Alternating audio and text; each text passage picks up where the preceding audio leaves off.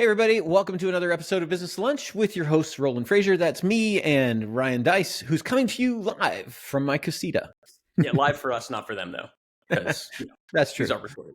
But that's true. I mean, Yeah, it's fun. We're getting to actually hang out together, but not. yeah. Yeah. We're in the It's same too house, hard. but not in the same. Like we've tried it where I sit here and he sits there and we kind of huddle in together, but it's just, it's kind of hard to make it work that way. So It's we awkward decided for this all was better. people. Yeah. Divide and conquer. Divide and conquer. Yeah. Well, this has been a big week. We've got our event, Get Scalable Live, coming up. We got some cool announcements to make there. But leading up to this, you had a pretty cool, exciting announcement that you made about a pretty significant change in direction that we're doing at one of our companies. I thought it'd be fun to kind of talk about what's happening, why it's happening, and where we're going from here. What do you think? Yeah, I'm in. Let's do it. So what's so give us a backstory. You I understand that you recently were fired from your post as as the head of Epic Network. That's what I'm telling everybody. It didn't work out. Yeah, you weren't getting the job done, and so we had to send you I had to a stern talk with myself, and I didn't react well to myself, and then I told myself that I was not allowed to be there anymore.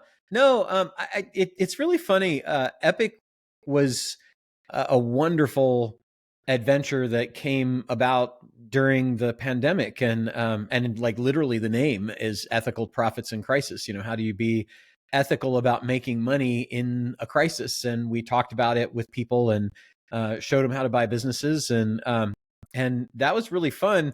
The challenge was it kind of two things. Like after about 3 years, it really became much more of a business than I wanted it to be, selling courses and things like that. And we had, coaches that we paid and, that came up through the program and employees and all those things. And I found myself on an org chart effectively. And I wasn't like officially on it, but kind of was.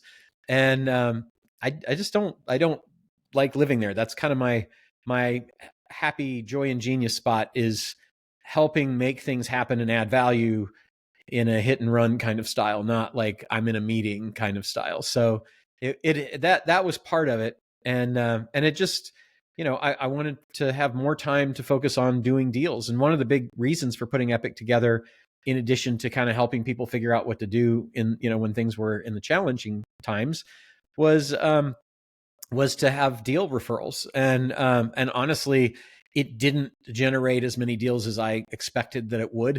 And, and that's fine. A lot of people did deals. We had over 100,000 people go through the program, and I got, every day I get stuff from people saying, this changed my life and that kind of stuff. And that was very, very motivating. But, as we came into the end of 25, as we're recording this in November of 25 and looking at 26 and setting goals and stuff, it's just like, you and I talked and everything. It's like, man, it just doesn't seem like it's got the legs to go where we wanted it to go. And we probably want to focus more on the deals and less on the educational side. So, I mean, that's really, I think, it as much as anything. Yeah, I think there's a couple of. The other thing I want to say, sorry, I forgot about this, was that it also felt weird, like Ethical Profits in Crisis after the crisis kind of was gone. I mean, there's always a crisis, but the one that it was really designed for was when everything was shut down, and everything's not shut down. So it just was kind of like, this is just not really. Do we rebrand? Do we change the name? Right. And so I guess just kind of the to back up, like the highlights, what we've decided to do is we're going to be the Scalable Company. So the other company that we own and operate is effectively acquiring the assets of Epic Network, the IP, the training, all that's going to get rolled into Scalable. So a lot of our Scalable clients are going to have access to it. That was another, I think, challenge that we had, where we had business owners over here who wanted to learn about this stuff, but really that was now in a different brand over here, and not through any really good, solid strategic reason that we had devised. It's just that's how it had kind of worked out. And so we're able to still utilize the assets and in a more, I would argue, more strategic way right now that's more beneficial to our clients, and that gets you back off of the org chart, where you're not having to effectively run another company. I mean, I know that wasn't how it was necessarily, but I think anytime you're the face of something, you wind up kind of being in more meetings and getting sucked into more stuff than you want to. So Epic Network as a brand is going away. That's happening right now, kind of as we speak. I think if you go to epicnetwork.com, you'll see all the information about that and what we're doing to kind of give everybody one last chance at having access to this content, which is going to go away. It's going to get sunset. And clients of the Scalable Company are still going to have access to it. But yeah, that brand is going away. So I think it's good to talk about, take this from a couple angles. You touched on a little bit of the why. I think it's worth kind of going in a little bit deeper on some of those. Also kind of what's the future? Where do we see things going? Maybe even like what's the future of course and information type businesses as well? Because I know a lot of our listeners are in that space or have been. But where I would like to start and kind of get your opinion on, and get your take on, is just this notion of businesses happening sort of almost by accident. Because I think a lot of people find themselves in this place where you found yourself, which is the original intention was not to start a totally separate business called Epic Network. The original intention was just to show some people how to buy and sell businesses during kind of a scary time. And then one thing led to another, led to another, led to another. And next thing you know, you turn around and it's a business. And I think we've worked with a lot of people who that's exactly how they could describe their entrepreneurial journey. And oftentimes this is amazing. This is wonderful. That's that accidental entrepreneur where you stumble into something great. But sometimes businesses can take on a life of their own and they can wind up in a place that you never intended for them to be.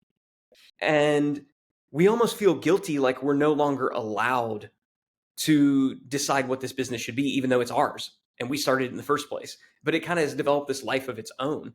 So I think it's just worth maybe talking about some of the thought process that we went through, because it's not like we came to this decision, lightly. But I would say once the decision was made, it was fairly okay. That's obviously what we need to do, and there wasn't a lot of emotion around it. So can you kind of speak to just how you think about businesses and when they do start to take on a life of their own, and when is it appropriate for an entrepreneur just to pause and say, hey, is this actually what I wanted?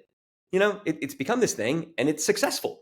It's making a whole lot of millions of dollars and this is great. It's helping a lot of people, but I don't know that I'm loving it anymore. And I don't know that it's right for where we're going. And so it's time for a change. So can you maybe speak to that? Because I think a lot of people might even feel some guilt around that. Yeah. I mean, I think that you have to start with for me, it's helpful to start with the fundamental belief that the business is there to serve you. And it's there to serve the people that it's there to serve you first, though. And then secondly, it's there to serve the customers that it has. And that might sound like, oh, no, it's always to serve the customers. But if you're not happy and it's not serving you, then to me, you shouldn't be doing it. And so I think you have to look and say, is this what I want? And if it's not, then you don't be afraid to make a change. So one of the things for me was I didn't really want to be an acquisitions guy. I didn't want to be, like a course instructor. Although I will continue to do courses. Epic will not sell courses, but I mean, I'm sure that I will do courses in the future because I like to teach just like you. From time to time in the future, right? Like you're not done talking about stuff. Yeah. No, and I'm not done talking about acquisitions, but I'm kind of tired of only talking about acquisitions. And there's so many more things about business that I do that I really love, and and am involved with actively. Acquisitions is maybe 30% of the stuff that I'm involved with, and so to have that be everything that I'm focused on in terms of I've got to have content and I'm on a treadmill of producing it for that stuff. It's that's not what I want. And it's also not who I am. So I don't want to put out into the world this only one monodimensional aspect of, of me and who I am. And so I think with anything, and I've been in other businesses before when I was practicing law, to where it just became boring because I loved law. I love complex problems. The things that I did like tax and securities and business and international stuff was all fun for several years. But then eventually it just became I'm doing the same thing over and over and over. And that's kind of what was happening with Epic too, is like, it just started to feel like, it's the same thing over and over, and I want more. And so I didn't have a problem leaving the law practice. I didn't have a problem, leaving Epic. And, there's God knows how many other businesses along the way that I've done, from, appraisal businesses to music to you name it. So I really, in real estate and everything, I think if you want to evolve as a person, you just can't be afraid of change, and you can't be afraid of initiating change when things aren't going in the direction that ultimately puts you primarily in your zone of joy and genius. Yeah, and I love what you said there. Just, you got to a point where you're like, this isn't really what I wanted, and you have to give yourself permission to say, this business exists to serve its stakeholders first. Yeah. Now customers must benefit from it, because if you're not creating surplus value, you're not going to exist Then you for very shouldn't be long. there. You're not going to create a Yeah. profit. And obviously, the employees that are there need to benefit from it too, or they're all just going to leave. I mean, so certain things, it's not binary, but Mhm. it's so, I want people to hear that, because I think what we've been told as entrepreneurs is that once we start these businesses, they sort of take on a life of their own. And at that point, now it's up to us to martyr ourselves for the sake of the business, for the sake of the customers, for the sake of the employees, for the sake of literally everybody except for the people who we supposedly, more times than not, started the business for, which is like It's your our, story our too, though, right? With the story you tell about, your conversation with Emily, right? yeah, When you, it's like I mean, gosh, why make yourself unhappy? Why destroy your family and your happiness? Because, I mean, I don't even know what the thing is. Is it that you're embarrassed you're not gonna, like that you didn't do whatever the ultimate thing that people think you're going to do with it? I don't even know. It's like, because most people that are entrepreneurs work in a business for a while and then either sell it or close it down or retire or whatever. So it's like, I think retiring from a business, when it ceases to serve the things that you want, is actually kind of a bold thing to do. yeah, it's awesome. And that's why I wanted us to, because I talk to a lot of entrepreneurs, business owners. I know you do too. It's like they don't know they're allowed to do it. Right. And so just you saying like, yeah, I wasn't feeling anymore, so we're making a change. I think is important for people to hear. And it doesn't always mean like, let's shut the whole thing down. Because one thing that I Mhm. do believe is important is, anytime you're exiting something, you have to be clear on what you're exiting to.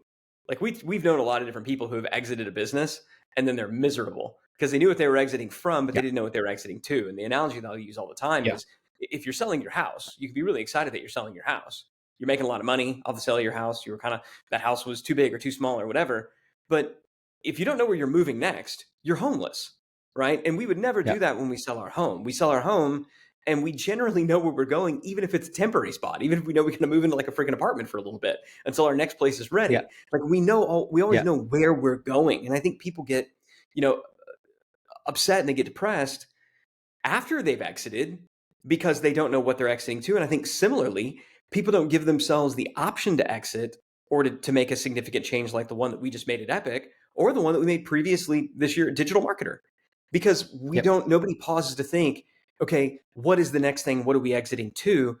And could the next thing be even better? And that ultimately, when it was like, well, this isn't really working in the way that like, I don't say it's not working. Like successful business, like all those things. It's not working in that it's not working for you, and it's not really working for Yeah. us.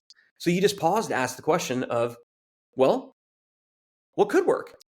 Because What do I it's our want? business. And so Yeah. often when we talk to like founders board clients and things like that, I try to tell them, look, all we care about is you, the entrepreneur, you, the business owner. And if the vehicle is the ultimate, if your business is the ultimate vehicle for you achieving your goals, then we're here to support and help you scale that company.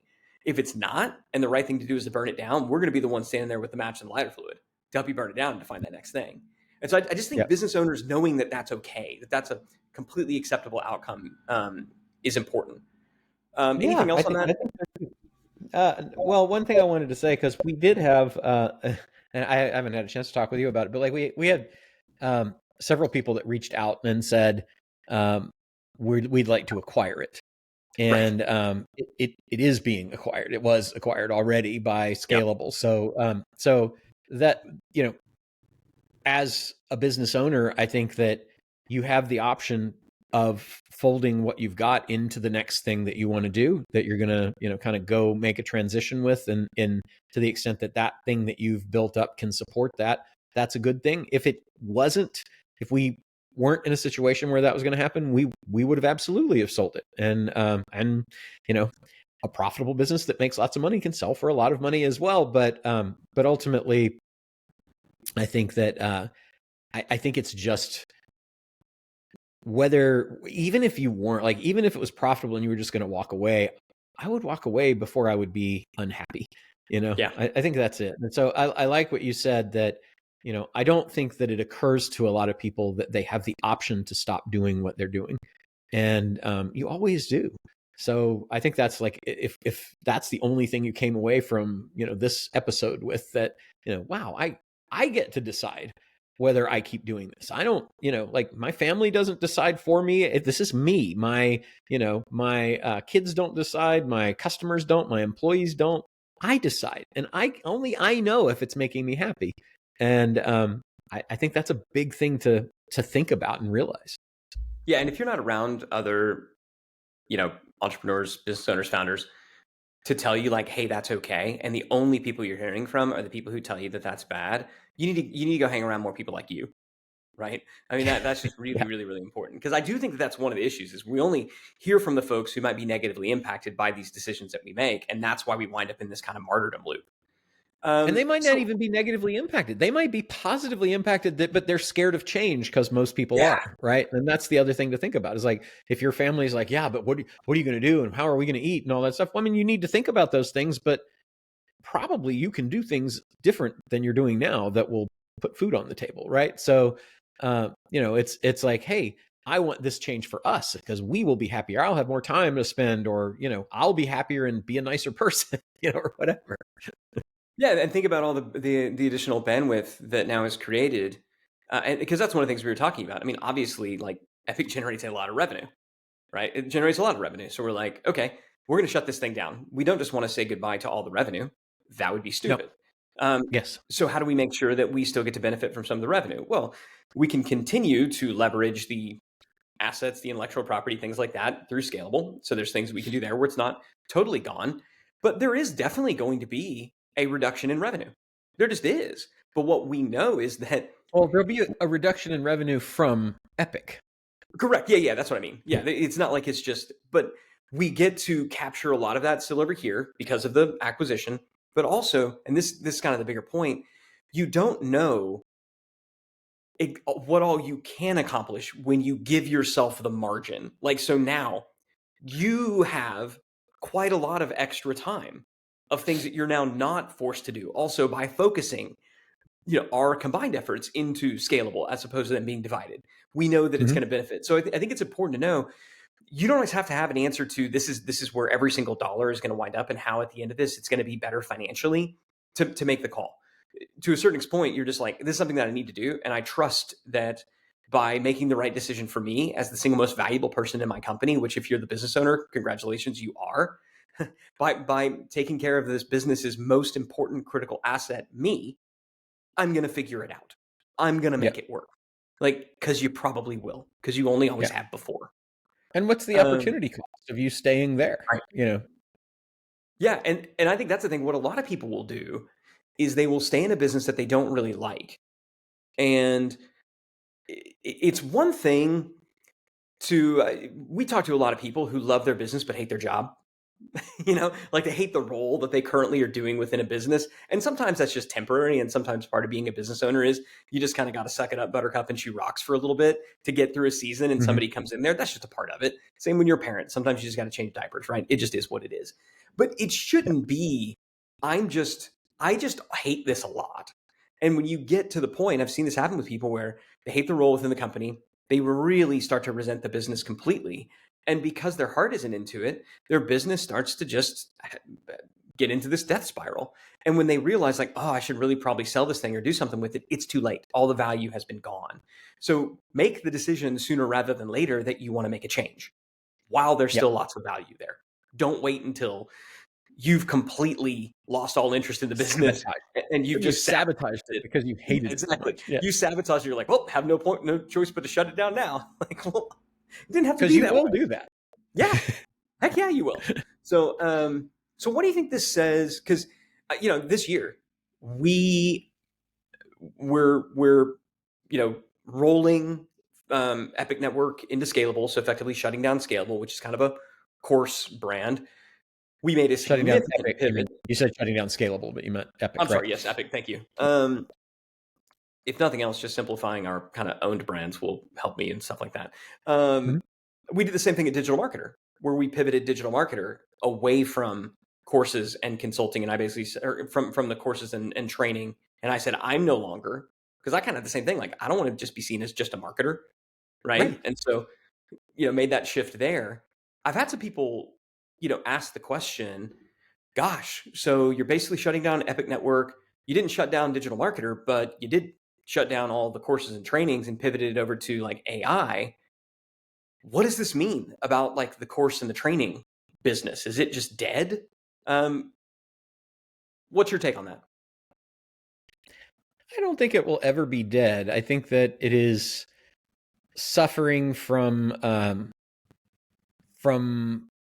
a significant oversale of courses. Like, I think 5 to 8 years of courses got sold during the pandemic. I think you had a lot of people that were selling stuff that wasn't very good, and so the trust of the public in the quality of courses is lower than it has been. I think you have commoditized courses through Udemy and companies like that basically put them up for next to YouTube. nothing. Yeah, I'm getting there. Yeah, and I think that you've got books, YouTube, and AI that like ChatGPT and Claude and all those things where you can just ask the questions that you've got. That's different fundamentally to me. Like, I don't think YouTube was as much of a threat because YouTube was the video version of the books that used to exist that were the courses, right? But what AI does is it allows you to organize it. And that's really, I think, the premium that you paid for courses was that you didn't have to go on YouTube for hundreds of hours to find the things that you needed and organize them into a playlist that somehow taught you sequentially the information that you wanted to learn. And the other thing is that in courses, the way that they were primarily being sold, the higher ticket ones, was that it was, here's the video training, consume it now or live. It's recorded. You can look at it later. And you also have the ability to ask questions about it live. And that was the kind of differentiator between YouTube and books and, that kind of thing. So I think that with AI, now it will organize it all for you. It will lay out your learning plan and everything. I don't know how many people are using it like that, but because I think that we're way ahead of the curve on all of these things always, and so we think everybody is, and so that I could be completely wrong there, but it's all there for you now, and it wasn't before. And so I think that the value of courses is being commoditized more and more and more by that, and so that you've got to have something different. And now with the ability to build text to code apps to get something, instead of buying the course, I can just get the thing that does the thing that I wanted the course to learn how to do. That the course has become the middle person that's being cut out. Yeah, I think it's interesting. You used to buy courses because you wanted to learn the answers. Yeah. I mean, that was the whole thing. Like, I don't know the answers to things, and I need to know the answers. I need to be knowledgeable about this stuff. And we're now at a point where kind of answers are commodities. I mean, they're so readily Yeah. available in all of its form, and it's not just Google. I mean, Google was always pretty good at throwing out an answer, but now with AI, it can just say, "Here you go." You never really need to learn this ever again. Now, I'm not saying that there isn't still tremendous value with courses and things like that, because obviously there is. But it's from the outside in, the desire for people to have them. I think there's at least a perception on their end that I don't need to learn this stuff anymore because AI is just going to do it for me. The Yeah. the bigger thing, though, I know for us, I think it's kind of worth looking back and why did we want to do this? And you alluded to this earlier with with Epic. I think there was an idea that, okay, if we can teach a bunch of people how to do this stuff, then they're going to go out there and they're going to find some deals, and then they'll bring those deals to us, and this can wind up being sort of a deal flow engine. Yeah. And I do think if there's 100%. one thing that we did, because that's never really worked. It was same on the scalable side. It was if we can teach people how to do this, then maybe they'll want to partner with us and involve us in their business. And what seems to be the case, and I know this isn't true across the board because I buy courses, you buy courses, and we still very much do this stuff. But the people who invest in courses and training don't seem to be the people who want to then come alongside and partner with us on things. Like you said before, it didn't really turn into a lot of deals. And that was kind of the original thesis. If we teach people how to do this, then it'll turn into deals for us. I mean, it Yeah, seemed like you capture the DIY folks, nobody else. Yeah, I think that's because that's what course people are. You know, I Right. think course people are primarily DIY people. Whereas if you're selling a solution, then you're in a better market to have people that want to partner because they are buying the solution so they don't have to do it. Whereas the course people are buying the course so that they can learn how to do it. And then that means they're going to learn how to do it and do it themselves like that. And that to me, that's not a bad thing. I'm not talking bad about course people because you and I are course people too. Yeah, And we buy courses so that want we to can do learn it. how to do this stuff ourselves. I was going to say, we want to do it too. Yeah. So, but Yeah. if you're the solution provider of the thing selling to DIYers, then you shouldn't really be surprised when they DIY. Right. Whereas if you're selling a solution to people who want a job done that does the job, then you're probably going to be more likely to get those people wanting to hire you to do the job. So I think to me, it's a pretty big epiphany to realize that this far in, that's really not the market. If you want to build deal flow, it's probably not going to come from there. Now you get huge credibility and everybody's like, oh, you're the acquisition guy or you're the marketing guy or whatever. So then the people who do want the solution come to you, but it's indirect.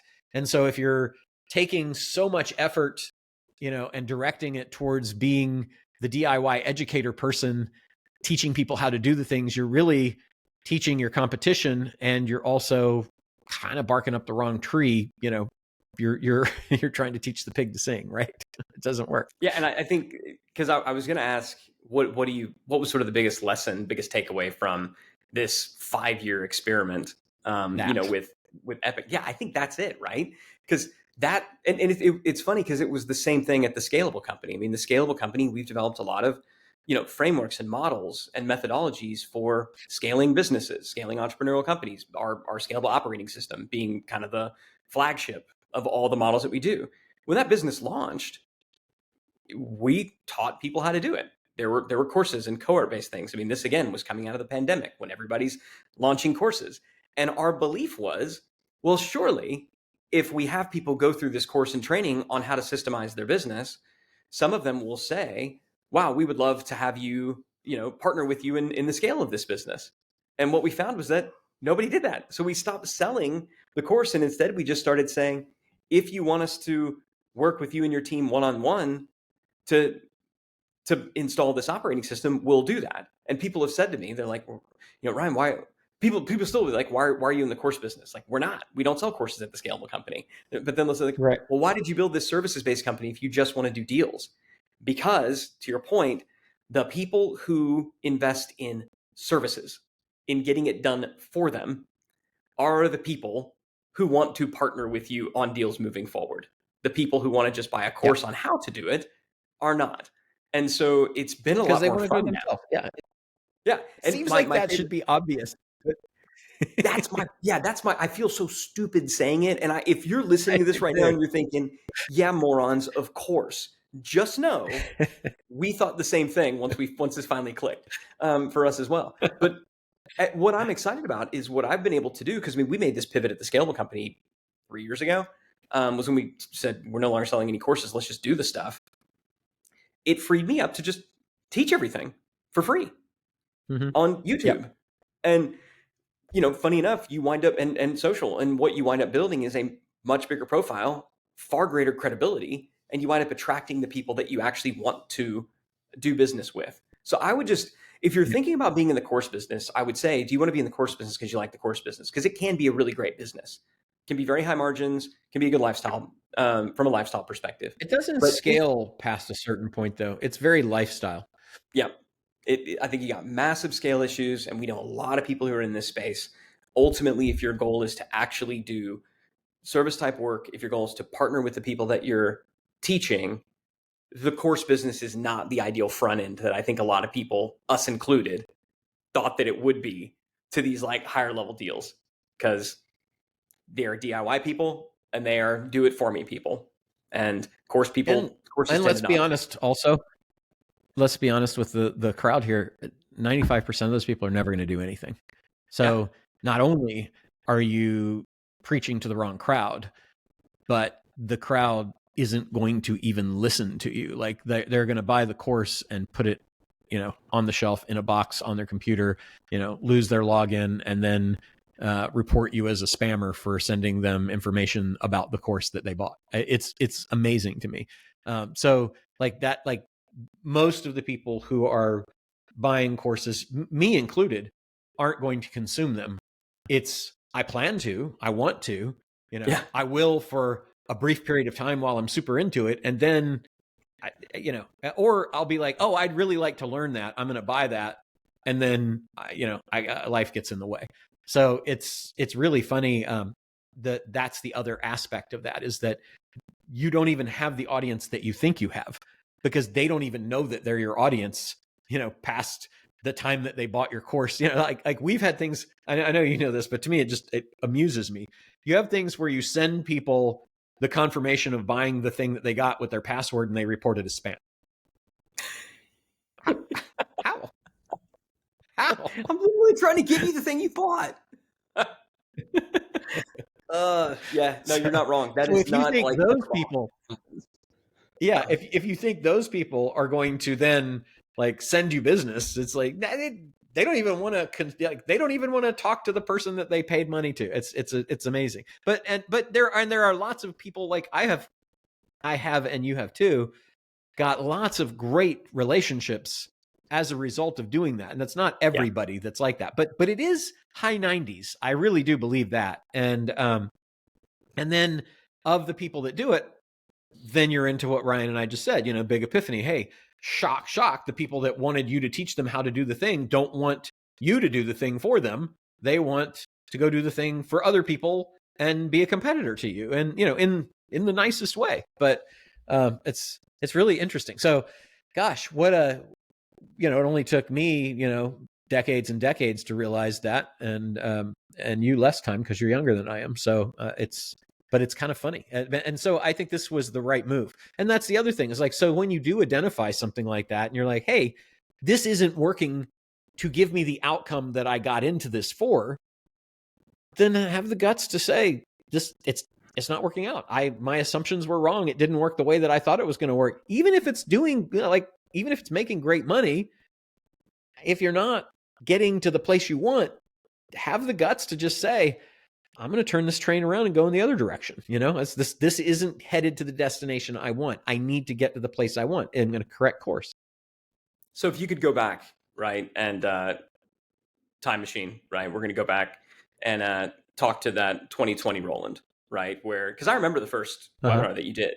I mean, it kind of started off as like, yeah, I'm gonna do like a small. It was sort of like that like high school party where you're gonna have a few friends over, and then because your parents are out of town, and then those friends tell a few more friends. The next thing you know, it's like a rager happening at your house, and you don't know what to do. That's sort of how that first Zoom webinar went when you were going to talk about this, because this is not something new that you just came up with out of nowhere. Like, you've kind of only been doing this for the past couple of decades, 3-ish by last count. I mean, you and I got to be business partners because in the earliest days of us working together, you were telling me that I should be doing acquisitions with the people that I was working with. And I was like, I love the idea. You should help me with that, and we should partner up. So this was not a new thing for you. It was just you saw a unique opportunity in 2020 where it was going to work better than it had. And there were a lot of people freaking out. So you're like, everybody's freaking out. There's opportunities here. I'm gonna tell them about it. And then it was like, everybody wants to know how to do this. I guess I'll create a course and a course on how to do this. And then, fast forward, snowball. It's a business. And 5 years later, we're like, what the heck is this? So time machine, we go back to 2020. What would you tell 2020 Roland to do if you had it to do all over again? Because it's not like it was all bad. Obviously, it was mostly like 90% amazing. You know what? I wouldn't I wouldn't tell that version of myself anything different. I would probably go to 2023 Roland and say, "Hey, is this doing what you wanted to? I mean, is it headed in the direction that you want?" Because I feel like the last 2 years have been kind of like, hey, this isn't really, this isn't really the place I want to go, but, Right. but I'm not sure I want to, let it go at the same time. So I'd probably have the talk with that version of me, because it's a great ride, just long. I think it went on a couple of years longer than I would have liked to it. For 2 years, I've been saying this wasn't supposed to be this, so Yeah. I would have moved sooner, I think, to make the change. I'm glad you said that. Because I think sometimes, certainly some of the regular listeners, we will have a reputation with some of these folks that they think that we just kind of always get it right because we get to talk about stuff after it happened. And you look really, really smart when all you do is talk about things that happened. And so, Mm-hmm. yeah, and you and I haven't really had a chance to talk about this, but I agree. Like I think we knew, and I just think it's hard to say when something is working but you're not happy. We should make a change. It's easy when it's like, Especially the people. yeah, I mean, you feel like you feel like we had 300 people at one point in Epic Board. We had a couple thousand people that were in our active programs. We had 100,000 plus that were that had gone through it. We had 25,000, I think, in the Facebook group. We have employees and vendors and coaches and partners, and there's just you don't want to feel that you let those people down, so like I think that was the hardest thing about making the final decision, I think, is that you're like, this is going to be different for a lot of people, but at the same time it does free them from something that your heart's not in anymore, to go do other things. And I think that there is good in that for them as well. So, but that's the hard thing for me, is just like, when you have so many people that depend on something because it's grown to this thing. And I think that's hard for any entrepreneur. And you're like, I don't really want to do this, so, but then like what we ended up talking about was, well, it's not that we're not going to do it. It's just that let's not do it the way that was not effective for us. How can we what would have to be true for this to actually be doing the thing that we wanted and to be happy with it? And we were like, we just need to move it over here and focus it on the people that we want to do deals with. And so that was what we did. And if you didn't do that, I'd say sell it. And when you sell it, then it's kind of a pretty good line in the sand of this isn't going to happen anymore. Yeah, I want to come back to that, because that question to me is the razor. Like that's the question that kind of cuts through everything. But you said something there that I think is important. I love the way that you said it. We're scared to make decisions very often because usually we know what we should do. Anytime I found that anytime I'm struggling to make a decision, it's rare that I don't know what I should do. It's that I know exactly what I should do, and I know people are going to be impacted negatively by it. And so I'm actually trying just to come up with a way, like, is there something else I haven't thought of? Is there like a plan Q, or plan V that like I haven't thought of, that like is going to allow me to have everything I want and for nobody to be negatively impacted by this. And so that's kind of where you get into this delay cycle. But you said something there that I think is important that we'll forget about: allowing people who you say you care about to linger in a business or an opportunity that you no longer believe in. Well, that's not very nice either. And that's not fair either. Mm-hmm. Simply saying, I'm going to let this, be this person's like kind of best worst option. Like, I'm not that into it, but I'm so worried about how it's going to affect them that I don't want to make a call. We should call that what it is, which is ego, right? It's ego and fear of having the uncomfortable conversation, because the reality is we ain't the only game in town. There's lots of ways for people to have phenomenal careers and opportunities and things like that, even outside. And fortunately for us, like, we're able to, again, this is being acquired by another company, so we're not like letting a bunch of people go. But I've just found when you do this, you're like, I don't want to make decisions because it's going to hurt these people. Look, they're probably going to be just fine. In fact, they'll probably be better off, because they're going to land in a company with a leader who believes in the thing that they're building that they're not working for. And so stop telling yourself the lie that like all these people, they're going to be so hurt by it. Usually that's just fear and ego talking, in my experience. Let's stay married for the kids. Yeah. Right, exactly. Let's do this for the kids. Kids are so sick of y'all being around one another. Um, Exactly. so what? And okay, so going back here and that kind of one last like round of question. You said you asked the question, or you mentioned the question that kind of we asked that I think is the important one. Whenever you're not happy about your business or your role or whatever, the question to ask that I know that we asked, that we pondered, is what would need to be true for this to be awesome. So right now it's not awesome, but what would need to be true for it to be awesome? Is there anything else that you would want to kind of say to about that? Because I think that is just such an important question to ask. I mean, I think that's the question. So, then it's like that. If we went through that one, it's like, what would have to be true? I mean, they'd have to be sending us deals. Okay, well, what would Yeah. have to be true for them to say? It's kind of like the five whys. Yep. Why is it this thing not working? On the manufacturing line. I forget what the guy's name was, the Japanese guy that invented it, but that system of the five whys applies. Here it's like what would the five what would have to be trues. You need to dig deeper. It's like, well, it'd have to be sending us customers that it would have to be sending us deals. Okay, well, what would have to be true for it to be sending you deals? These people would have to actually go out and do more, and then they would have to find leads of companies and then not want to do those deals themselves.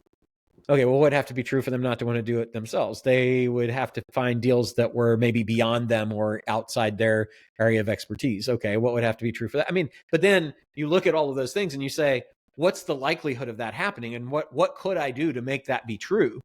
And Yep. if you can't change the universe and gravity and, things like that, then it's like, what's the lift also to make that happen? How much effort would it take to turn that into that?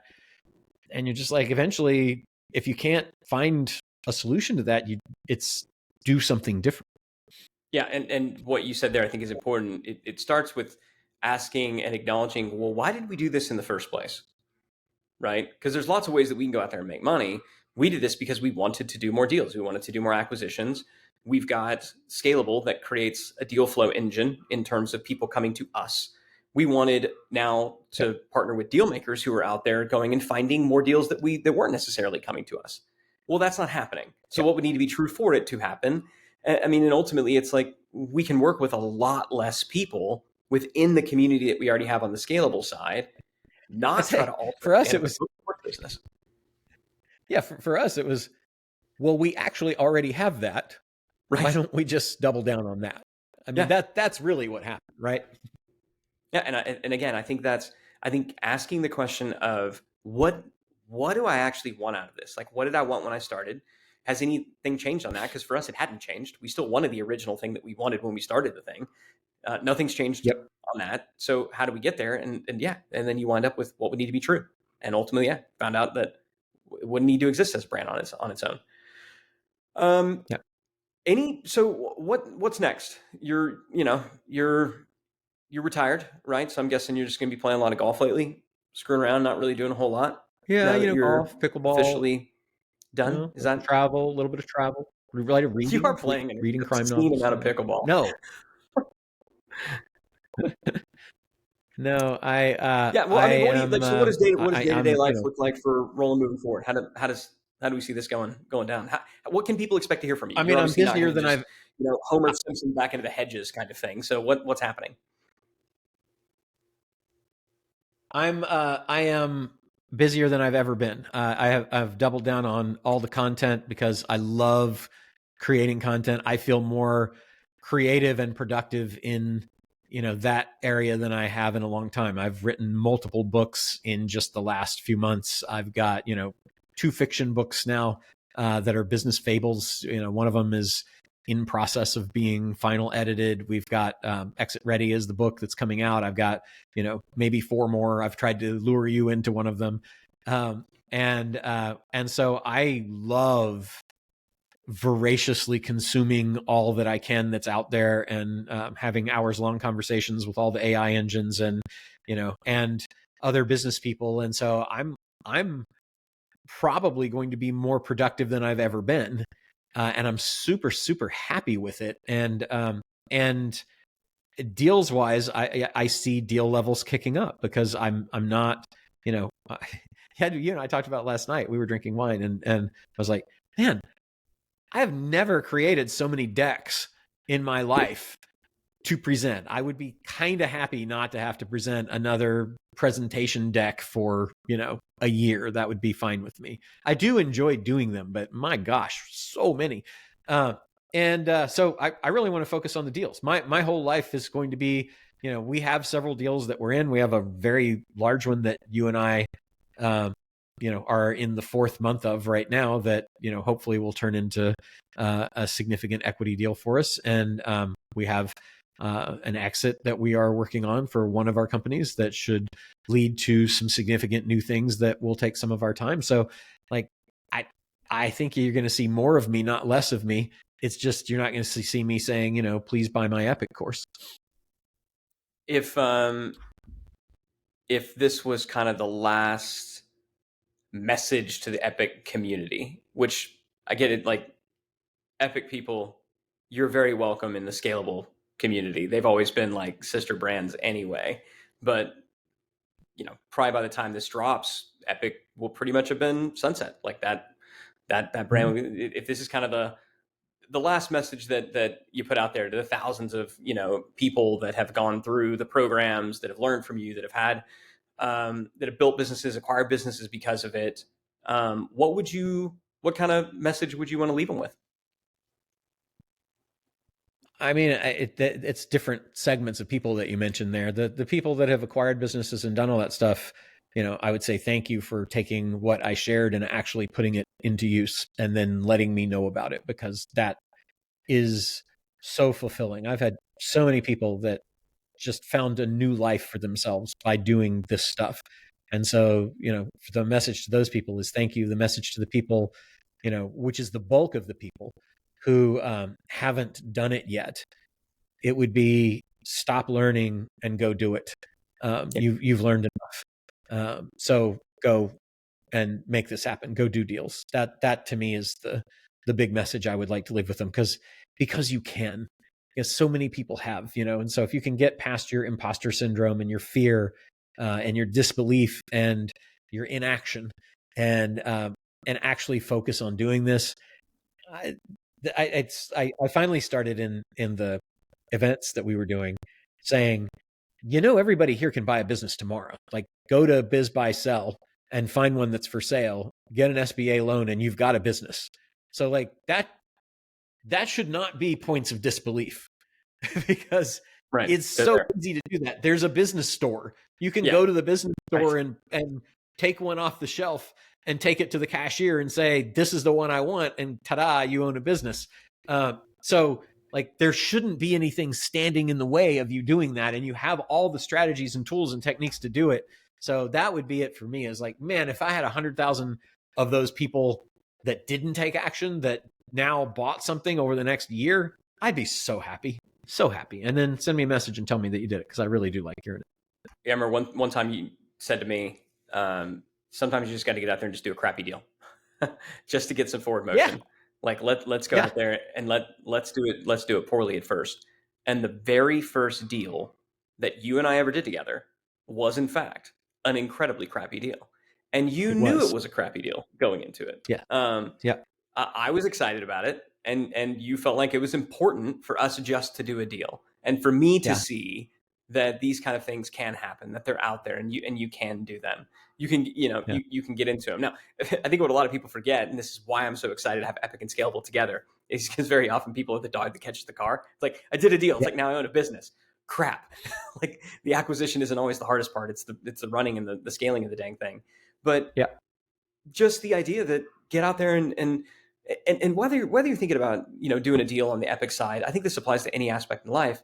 Anything we're doing is worth doing poorly at first. And so just go out there and just say, I'm just going to go out there and just do a really crappy deal where I kind of, burn up some time, and, I might even lose a little money. If they're following your advice, they shouldn't lose a lot of money based on how they get into it. You'll learn from it. It'll be great.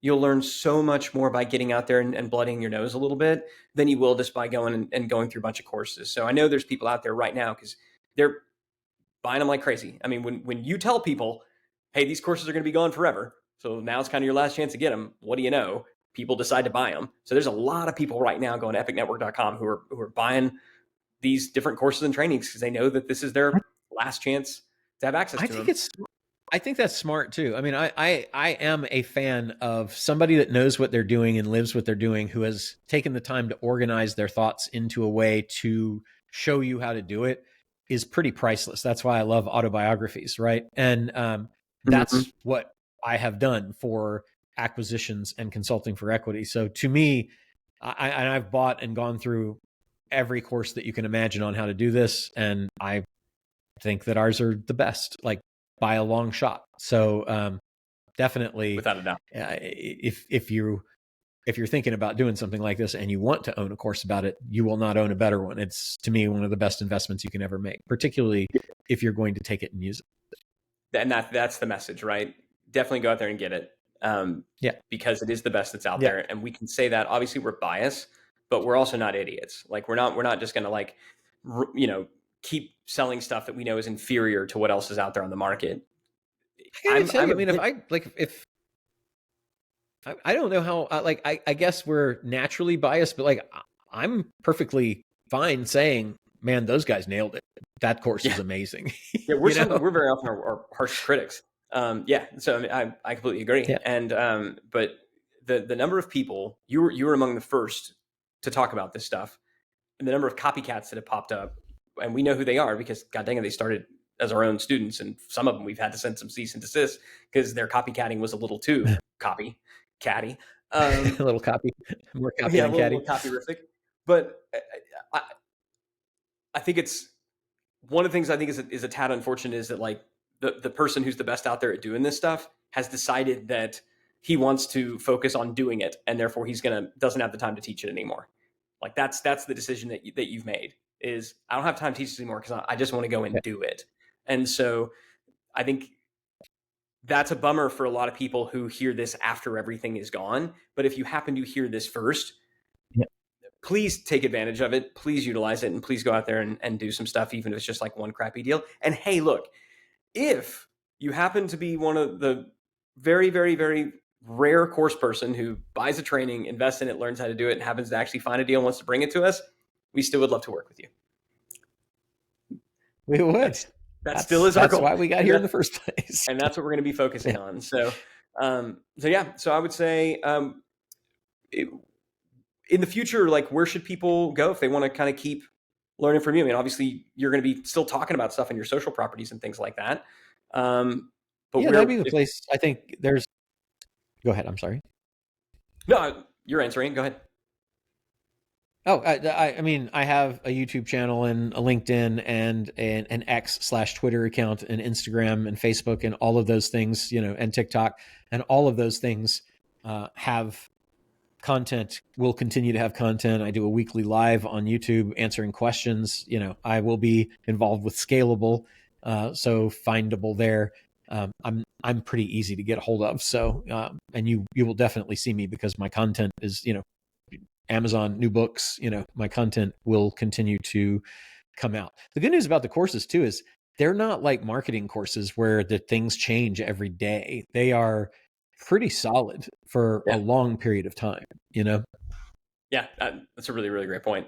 So I guess everybody should be following you across all of the socials because you're going to be more prolific even than before, less content gating, and then see what if you're in the scalable universe and in the scalable ecosystem, it's going to get fun and exciting. Certainly for Scale and Exit Accelerator clients, for Founders Board members, like this is only amazingly good news for you because now all of this is just getting pulled right in to all the stuff that you already have. So it gives us the ability to make the programs that we have even more awesomer and deliver even better for our clients. So I'm excited about that as well. Any final words? Too. No, man, just this, I'm excited about everything we did. I am grateful for everybody that participated in it. This is not over. It's just changing. And I'm excited about where we're headed. Really, really excited. Me too. And for everybody, just know if you're there in a similar place with your business where you're like, I don't know if I'm really digging on this thing anymore. change it. You get to do that. Like that's the great thing about starting one of these things is you don't have to stay stuck. I think it goes for anybody. If you're somewhere where you don't want to be, move. Be proactive about doing it, but be clear if you're going to exit something, what you're exiting to. And certainly if you need help processing through any of that stuff, that's kind of what we do with our clients all day long. So shameless pitch, go to scalable.co and, book a meeting to talk to us about whatever the heck it is you want to talk to us about. Cool, man. Well, we should probably, I know we got some, stuff that we got to finalize for this pesky event we got coming up in the next couple of days with Get Scalable Live. So we should probably call it there. I agree. Let's do it. Amazing. All right. Well, thank you. You usually sign this thing off. Thanks, everybody.